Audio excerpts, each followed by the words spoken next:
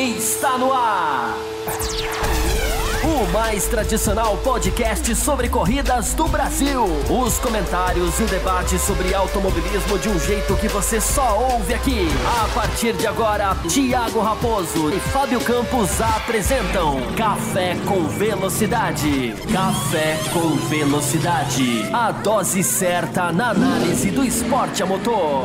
Para você que nos ouve no cafécomvelocidade.com.br, estamos começando a edição 645 do podcast mais tradicional sobre o esporte ao motor da podosfera brasileira. Estamos ao ar há quase 13 anos, né? Já estamos aí no ano 13. Esse programa que surgiu lá em 2007, semanalmente trazendo o melhor do esporte a motor para você.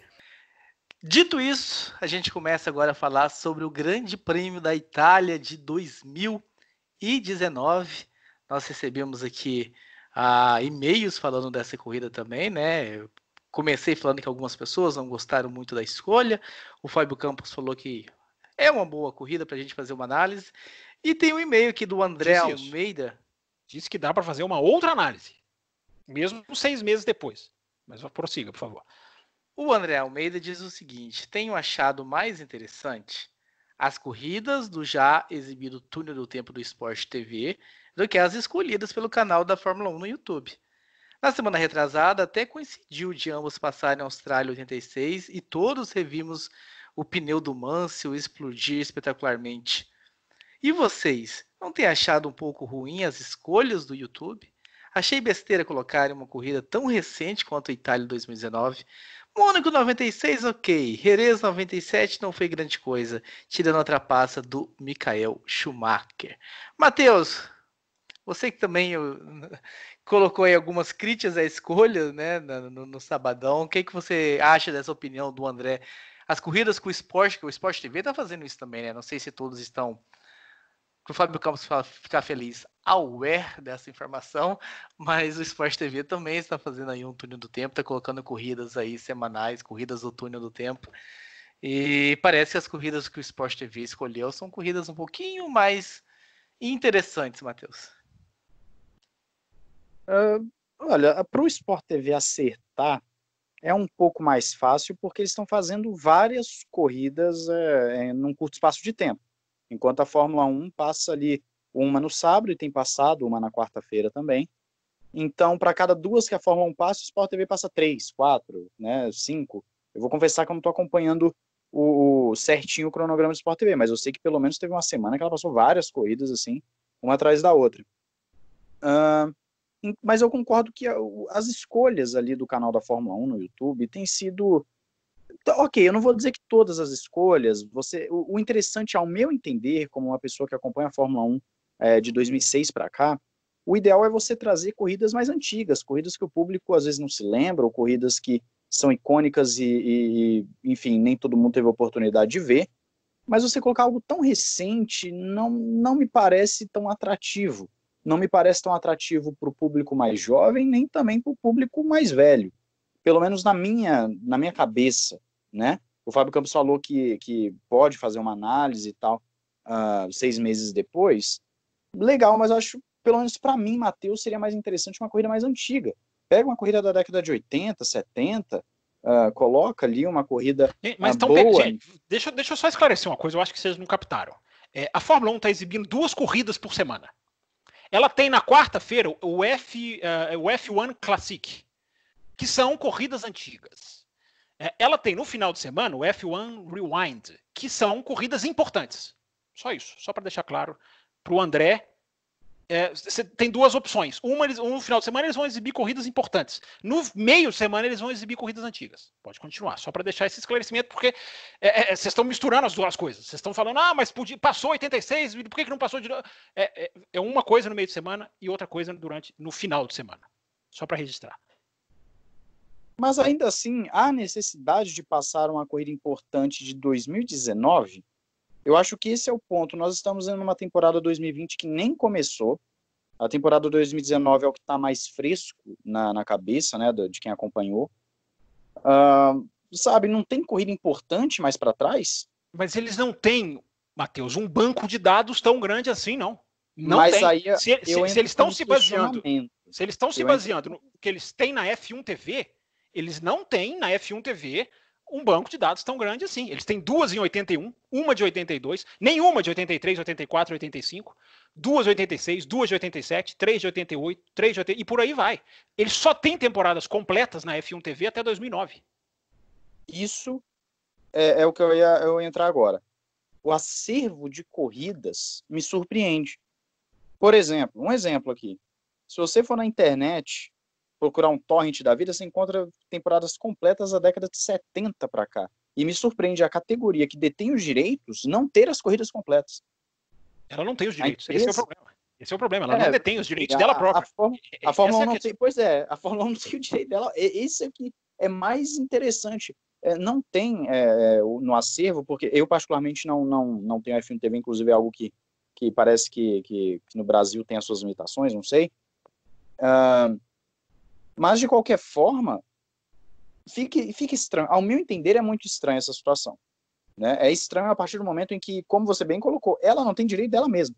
É absurdo. E aí, agora, ok, essa é a realidade. Ela só tem corridas pingadas de períodos ali mais remotos, vamos assim dizer, e tem só as corridas mais recentes. Ok, tem as corridas mais recentes. Não tem corrida importante para trás de 2015, por exemplo? Sabe, não tem uma corrida interessante mais para trás, sabe? Mas tudo indica que o tempo para passar essas corridas vai sobrar tempo. Sim, vai ter tempo, vai sobrar tempo. Concordo que vai sobrar tempo. Mas o ponto que eu coloco Monza 2019 é algo tão... Ok, eu disse no início do programa, colocaram essa corrida, ao meu entender, por conta da vitória da Ferrari. Se fosse a Mercedes, a Red Bull, quem quer que fosse que tivesse vencido, ao meu entender, não passariam. Ao meu entender. Né? Tá ali por conta da Ferrari. A Ferrari não vencia, se não me engano, há 9 anos. Acho que desde 2010, se não me falha a memória, com o Alonso. Sim. Não vencia. Então tem todo um peso. Você tem a vitória do Leclerc em seu primeiro ano de Ferrari, com disputa com o Hamilton, que é o cara da vez, né? O Hamilton. Então, assim, ok, você tem todo um ingrediente, você tem toda uma questão. O que fica na minha cabeça é tão recente que talvez o impacto não seja tão interessante. Você está dizendo que o recente podia ser colocado mais para frente.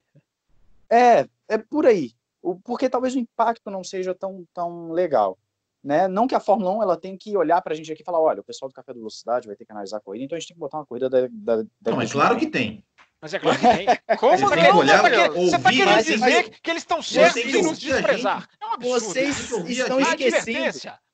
Vocês estão esquecendo claramente que aqui nesse programa nós nos posicionamos contra Jean Todt. O Jean Todt ele tem todo um calendário contra o Café com Velocidade. Aliás, deve ser tema do programa da semana que vem, né, Jean Todt, já que teremos reuniões durante a semana. Mas o Will Bueno, trazendo você para a conversa também, a Grazi escreveu o seguinte... O cara ainda me... Eu estou perdendo a moral nesse programa. É que a gente ficou muito tempo em cima de corrida atual, da antiguidade. Daqui a pouco você completa. Você vai poder completar. Não, brincadeira. Manda bala aí, Will. Manda bala aí. A Grazi mandou o seguinte, Will. Quanto ao GP da Itália, nada de novo a comentar. Uma das melhores corridas de 2019 e foi bom ver o Hamilton experimentando do próprio remédio, comissários ignorando pequenos deslizes. Ai, Grazi, torcedora, o que você acha, Will, desse comentário da Grazi? É bem por aí? É por aí? O Hamilton é cometedor de pequenos deslizes que os comissários fazem de conta que não vem? Eu acho que não tem, que ali, assim, os comissários agiram bem em todos os aspectos ali, assim. A única questionamento com relação a comissários que eu faço no GP é que eu acho que a punição do Stroll ser mais branda do que a do Vettel foi um erro, mas depois a gente entra nesse detalhe, porque eu acho que o Stroll ele causou um risco de ser atingido em T ali, que olha, se o Gasly não desvia ali, o negócio ia ser complicado. Mas enfim. Até porque o Stroll ele estava virado de frente para quem vinha, né? Ele conseguia ver. E o Vettel, além do halo, né? O halo, que ele estava meio ali num ângulo não tão legal, ainda tinha o halo que atrapalha mesmo. Por mais que ele virasse a cabeça. Atrapalha a visão lateral. Sim, se você olhar, tem o encaixe ali do halo. comeu mais um pouco do espaço lateral ali, o Fábio Campos. A pontinha ali. Ele encaixa exatamente ali embaixo. Ele vem por cima e morre ali embaixo. Eu fiz questão de olhar essa questão. Mas então, com relação à corrida em si, primeiro, né, que aquilo sim que o Vettel fez, aquilo sim é um retorno perigoso à pista. Aquilo sim. Tá? Não, o Canadá, não é jamais. Jamais, pelo amor de Deus. Aquilo sim é um retorno perigoso à pista. Canadá, não. E assim, ó, algumas as coisas que eu tenho para falar, assim. Primeiro, os comissários, ok, deixaram a corrida rolar, apesar, né, de terem dado uma bandeirinha de advertência ali para o Charles Leclerc, que eu achei muito legal eles terem retornado com a bandeirinha preta e branca. Mas ok, né? Se defendeu, né? O Hamilton foi para a grama ali, mas tudo certo, roda com roda, tudo certo. Uma coisa que eu sinceramente eu tinha até me esquecido disso, mas eu acabei me relembrando, como o Valtteri Bottas realmente ele além, né, do Sebastian Vettel, né, que depois a gente vai falar sobre ele, mas como ele perde chances, né? Como ele perde chances, ou seja, o Hamilton atacou o Leclerc, não conseguiu, mas pelo menos atacou, né? E chegou, teve os seus desgastes de pneus, errou ali, né? Deu uma cortadinha que daí o Bottas acabou passando. E o Bottas, na hora que ele tinha a faca e o queijo na mão, na hora que ele falava, né, tipo, hoje eu se consagro, ele comete vários erros e não consegue sequer atacar o Leclerc, e mostrando realmente que toda a sua limitação e que ele realmente tem que ser um segundo piloto mesmo. Fábio Campos, tem um e-mail do Cesarino aqui para você comentar também, em cima do que o Will falou e acrescentando mais na discussão. Ele diz assim: sobre Monza 2019, achei uma corrida muito boa, mas se precisar já em 2020, depois dessa história deste motor vitaminado da Ferrari, pega mal. Lembrando dessa questão, né, do motor da Ferrari também, que era tema naquele momento daquela corrida. Não, é tema hoje, é isso que eu estou dizendo. Essa corrida, assim, a gente abriu outras corridas aqui, desse segmento novo do café, dizendo como olhar para a corrida X com o olhar de 2020. Não é isso que nós estamos fazendo? Nós fizemos isso no Bahrein. Sim. E depois fizemos qual foi a última? Meu Deus, que me fugiu? Mônaco 96. Não teve Mônaco 96, na Austrália 86 foi no meio da semana, a gente não comentou. Aliás, se a gente for mudar o critério, quem sabe, o ouvinte escolhe se a gente deve mudar o critério ou não. O Monza 2019 tem outra visão com o olhar de 2020. Não interessa se foram 6 meses, 1 mês ou 2 meses. É a trapaça da Ferrari e da FIA. Aquele motor ali, a gente não sabe. Agora a gente tem certeza que tem alguma coisa errada naquele motor. Essa corrida perdeu muito do brilho dela, se a gente não fechar os nossos olhos para isso. É claro que ela perdeu. O que chama atenção, eu me lembro que eu falei isso aqui no café, pós esse grande prêmio, no finalzinho do ano passado, é impressionante como ele sai o Hamilton faz a parabólica embutido nele, muitas vezes, e a tal saída de curva é onde o cara se segura, é onde o cara se sustenta. Tem sujeira, gente, tem sujeira. A FIA fez o que ela fez agora, há 1 mês atrás, antes do vírus. Tem sujeira aí. Essa corrida fica muito mais feia, muito pior, muito menos agradável, porque foi varrido para debaixo do tapete. A FIA esconde da gente, a FIA esconde do mundo, deixa a Ferrari mandar nela no sentido de que não, você não vai contar o que eu fiz, porque quem dá a palavra final é a Ferrari. Essa corrida muda completamente na minha visão, a não ser que a gente queira se cegar. Vamos ficar cego pro problema do motor. Vamos deixar a coisa rolar. Era muito melhor a FIA virar e falar assim. Foi tão bonito ver as ferraristas comentando, vibrando. Bonito. Vamos esquecer. Eu já fui a Monza 3 vezes. Eu já tive debaixo daquele pódio.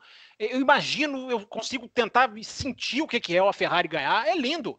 Mas eu não estou aqui para exaltar o que é lindo. Estou aqui para exaltar o que é. E o que é uma Ferrari sob suspeita. Cada vez mais indicando uma trapaça, uma falcatrua, como eu coloquei lá no @CampusFB. Falei do Twitter no começo do programa e não falei o endereço. Era muito melhor a FIA ter virado e falado assim: olha, o que a Ferrari fez passa a ser legal. Não, a gente libera, pode fazer. Seria muito menos, nós poderíamos questionar, criticar, certamente iríamos. Mas era muito menos pior do que esse papelão que o Jean Todt vem e fala, eu não posso revelar. A Ferrari não deixa que eu revele, porque um participante do campeonato tem mais poder do que o próprio campeonato. E isso, vocês me desculpem, mas para mim é impossível não ver essa corrida sem lamentar isso a cada uma das 53 voltas do Grande Prêmio da Itália. Perde, não é que acaba, não é que o Leclerc não foi sensacional, claro que foi sensacional, mas a corrida perde em beleza.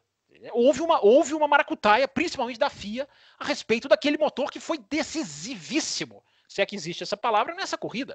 É impressionante você ver a saída de curva, como que o Vettel se sustenta naquilo ali. É triste. Ver essa corrida hoje, na minha opinião, é triste. Matheus Pucci, a palavra voltando para você agora.